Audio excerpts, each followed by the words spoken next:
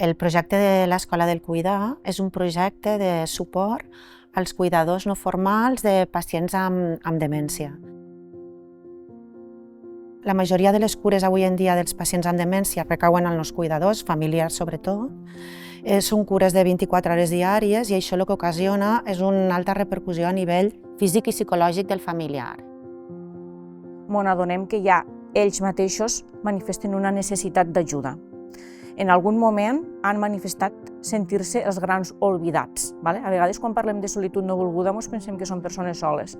La persona cuidadora també és una persona que en algun moment pot sentir-se sola, perquè està tenint al domicili les 24 hores del dia. El que intentem és donar-los aquelles eines perquè ells no emmalaltisquen i perquè tinguin recursos per afrontar d'una manera més positiva cuidar aquell pacient, perquè si el cuidador està bé, el pacient també estarà millor. Jo, personalment, m'he trobat millor. I estic més concentrat, que porto moltes coses al cap, i estic més tranquil, sé la situació que té ella, i gràcies a l'escola estic més relaxat. Seria bo destacar que el treball preventiu en aquest tipus de malalties a nivell de salut és important, però a nivell social molt. Nosaltres, a nivell de serveis socials bàsics, no tenim una prescripció d'una recepta i que anem a la farmàcia. Són procediments molt feixucs, molt llargs.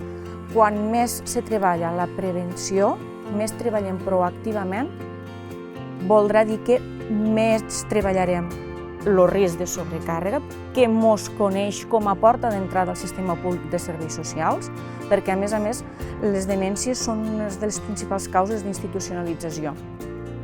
La nostra finalitat és evitar arribar a la institucionalització. Per tant, hem de treballar d'una manera preventiva la part social juntament amb la part de salut. I en aquest cas, nosaltres com a territori tenim l'Associació de Familiars d'Alzheimer, que ens permet, durant tot aquest trajecte, treballar a poc, d'una manera lenta, perquè, a més, són persones i les persones cuidadores necessiten un espai.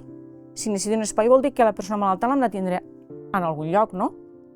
L'Associació de Familiars d'Alzheimer permet poder atendre la persona malalta i que la persona cuidadora tingui el seu espai.